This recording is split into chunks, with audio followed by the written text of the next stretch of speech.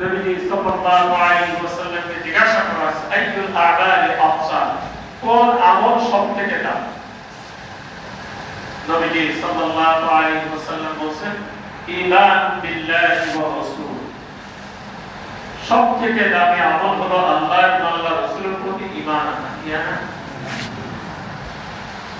তাহলে এটা না তো সবকিছু নষ্ট, সবকিছুই কি পরে আবার জিজ্ঞাসা করছে সাহাবায়ে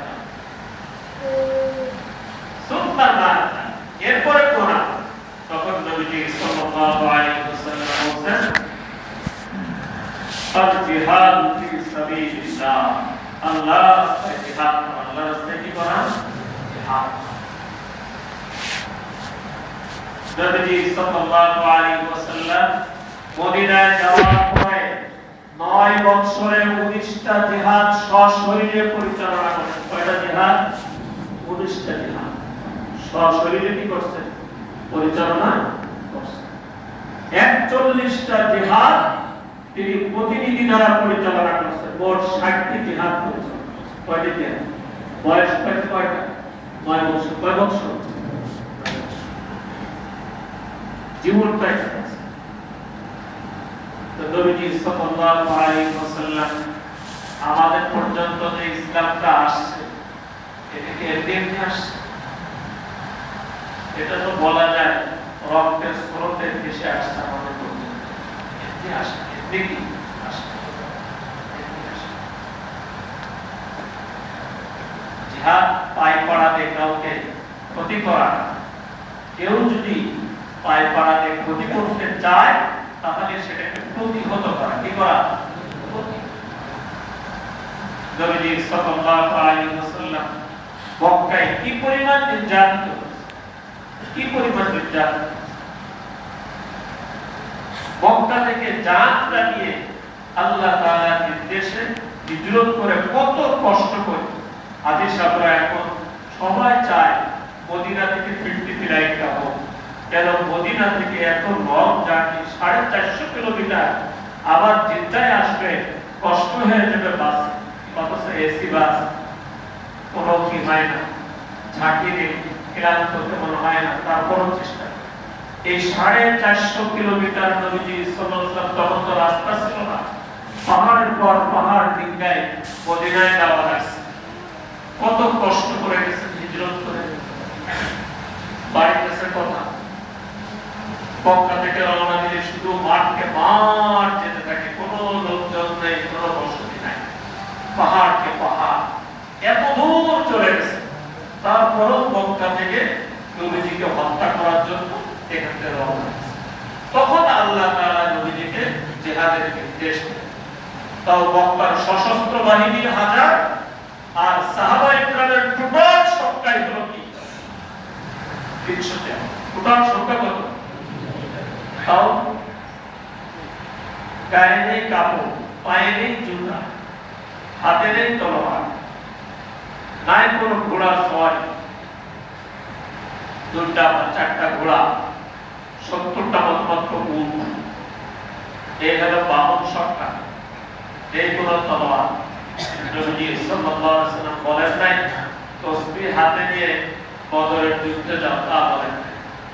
নবীজি সাল্লাল্লাহু আলাইহি ওয়াসাল্লাম বলেন প্রত্যেকই হাতিয়ার নিয়ে যাওয়া। এখন হাতিয়ার তো নাই, কি নাই? হাতিয়ার তো নাই, তলোয়ার কয়েকখানা মাত্র। বলছে তোমরা খেজুরের গাছের ডাল, তারা কি বলে? ব্যাগও বলে না, ডাল বলে, ওটা নাও, কিছু না পাও হাতে একটা পাথর নাও, কি নাও? সাহাবায়ে কেরাম কি ওটা নিয়েই বদরের যুদ্ধে রওনা। বদর প্রান্তে আপনারা যাবেন, আমাদের সফরে যারা যাবেন, বিদায় বিদারক অবস্থা, কত হজে গিয়েছিলাম আলহামদুলিল্লাহ, দীর্ঘদিন যাওয়ার ইচ্ছা ছিল। মানে মদিনা, মক্কার যে মদিনার যে আগের আদিকালে যে বাসিন্দা, নবীজির যুগের যে বাসিন্দা, যে গ্রাম ঘাট, এটার এখনো সেই স্মৃতিটা ওখানে দেখা যায়। যে জায়গায় যুদ্ধ হয়েছিল, সংগঠিত হয়েছিল, সেই যেখানে যে কূপের মধ্যে ফেলা হয়েছিল যে আবু জাহেল সবাই, সেখান থেকে এখনো দুর্গন্ধ। সাহাবায়ে কেরামের শাহাদাত হয়েছে, সেখানে তো ঠিকই মসজিদ আছে। আর সে আবু জাহেল যেখানে পতিত হয়ে বসে হয়েছে, সেখানে টয়লেট আছে। শয়তান এই খেজুর ডাল দিয়ে বাড়ি মারছে, গলা কেটে পাথর দিয়ে মারছে, এই পাশটা রাখছে, ওই পাশটা বের হয়েছে। বেড়ে মুক্তান নবী সাল্লাল্লাহু আলাইহি ওয়াসাল্লামের প্রত্যেকটা সুন্নাহ, প্রত্যেকটা আদর্শ এটা আমাদের জন্য অনুসরণ। এজন্য দিনের মধ্যে এই আশা রাখা, যেরকম গাজওয়ায়ে হিন্দের কথা যখন নবী সাল্লাল্লাহু আলাইহি ওয়াসাল্লাম বয়ান করছেন, ঘটবে তো বহু আগে, বহু পরে, যে টাইমে নবীও থাকবে না, সাহাবাইকরাও থাকবে না, কিন্তু গাজওয়ায়ে হিন্দের আবেগে, এই গাজওয়ায়ে হিন্দের শরীক হওয়ার আবু হুরায়রা রাদিয়াল্লাহু আনহু বুড়া মানুষ বলতেছে, হুজুর আমার জন্য দোয়া করেন, আমি যেন গাজওয়ায়ে হিন্দে শরীক হয়ে যেন আমি শহীদ হতে পারি। কেমন আগ্রহ, কেমন চেতনা সাহাবায়ে কেরামের মধ্যে ছিল। আমাদের মধ্যেও বেড়ে মুক্তারাম এই চেতনা থাকা, কোন সময় কোন পরিস্থিতি চলে আসে কিছুই বলা যাচ্ছে না। বিশ্বের পরিস্থিতি খুবই গুলাইত। আল্লাহ তাআলা আমাদেরকে হেফাজত করেন।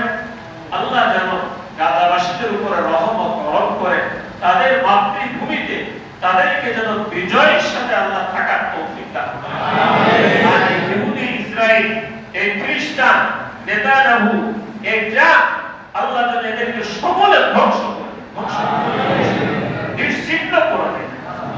এই দোয়া করতে পারি।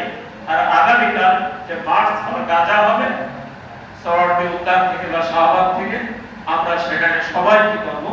অংশগ্রহণ করব ইনশাআল্লাহ। আল্লাহ তাআলা সবাইকে তৌফিক দান করেন। আমিন। কমপক্ষে সর্বুল আকদার ইলা গাজা, গাজার জন্য আমি যে পায়ের কদম ফেললাম, এটা মিথ্যা যাবে না, এটা মিথ্যা যাবে না।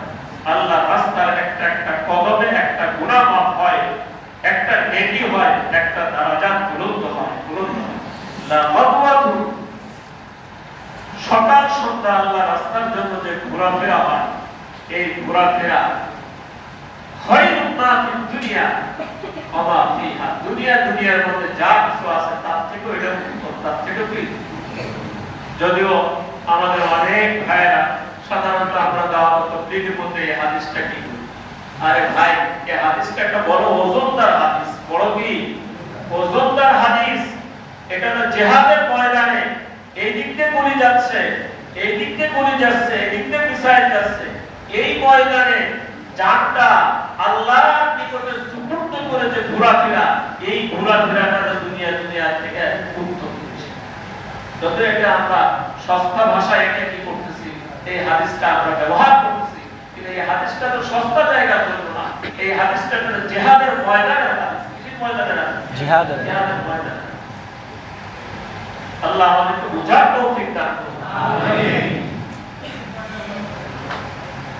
আপনারা যার উদ্যোগে যাবেন, ঠিক আছে, ওখানে যে জবাব হয়, ওখানে সারা বাংলাদেশের বিজ্ঞ ওলামা ইকরাম সর্বস্তরের মানুষ ওখানে থাকবেন। আমরা আমাদের যার উদ্যোগে কি করব, চেষ্টা করে ওখানে ইনশাআল্লাহ আমরা অংশগ্রহণ করব, ঠিক আছে ইনশাআল্লাহ। পারস্পরিক থেকে বিভিন্ন জায়গা থেকে সবাই দল উদ্যোগে একসাথে যাবেন, আমরা ওইভাবে যাবো ইনশাআল্লাহ, ঠিক আছে ইনশাআল্লাহ। যার সুবিধা মতো আমরা সাথে, এটা এক নম্বর গুরুত্বপূর্ণ কথা। দুই নম্বর হলো হজের মৌসুম শুরু হয়েছে। কি শুরু হয়েছে? গত পরশু দিন আমি ইসমানী মিলানে সেখানে রাষ্ট্রীয়ভাবে হজ প্রশিক্ষণ হয়। প্রতি বছরই আমাকে আমন্ত্রণ জানানো হয় প্রশিক্ষক হিসেবে। ওখানে বহু হুজ্জাজ ইকরাম ছিলেন, সেখানে হজের প্রশিক্ষণ দেওয়া হয়েছে। আলহামদুলিল্লাহ আমাদের মেয়েরা মসজিদেও প্রতি বছর প্রশিক্ষণ এখানে দেওয়া হয়। এখানে কোনো অর্থকরিত দেওয়া হয় না, সম্পূর্ণ ফি সাবিলিল্লাহ। হাজি সাহেবদের দোয়া নেওয়ার জন্য, কি নেওয়ার জন্য? আর হাজি সাহেবদের আল্লাহ যেন সহিভাবে হজ করার তৌফিক দান করেন। এই প্রচেষ্টায় আমাদের এখানে প্রশিক্ষণ দেওয়া হয়। 3 দিন ব্যাপী আমাদের এখানে প্রশিক্ষণ হবে। 24, 25, 26, 29 তারিখ থেকে ফ্লাইট শুরু। আরো আগে হলে ভালো হতো। বৃহস্পতি, শুক্র, শনি, বৃহস্পতি, শুক্র, শনি। তার মানে আগামী যে বৃহস্পতিবার এর পরের দিন বাইরে থেকে লোকজন আসবে, আমরা আমাদের দাওয়াত পৌঁছায় দেব। বৃহস্পতি, শুক্র, মাগরিব থেকে এশা, মাগরিব থেকে এশা। শনিবার শেষ। আসলে তো হজ প্রশিক্ষণের আধা ঘন্টার বিষয় না। আলহামদুলিল্লাহ অনেক হাজি সাহেবরা এখান থেকে প্রশিক্ষণ নিয়ে গেছে। তারা এসে মন্তব্য করছে, হুজুর এই প্রশিক্ষণ দেওয়ার পরে আমাদের আর গাইড লাগে না, কি লাগে না। এখানে আলহামদুলিল্লাহ হাতে কলমে অভিজ্ঞতার আলোকে কি করা। যারা হজে যাবেন তারাও প্রশিক্ষণ দিবেন, যারা এবছর যেতে পারছেন না তারাও প্রশিক্ষণ। আমি হজ করছি 11 দিন, প্রশিক্ষণ দিয়েছিল 93 থেকে প্রশিক্ষণ দিয়ে আসছে।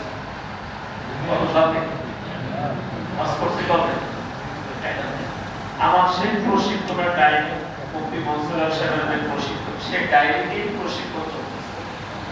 প্রত্যেকটা অক্ষর অক্ষরে কি করা, ডায়েরিতে নোট করা। আর সেটা নিয়ে আমি শীট করছি, যে শীটটা আমার দিকে জরুরি এলের মধ্যে ওটা আছে।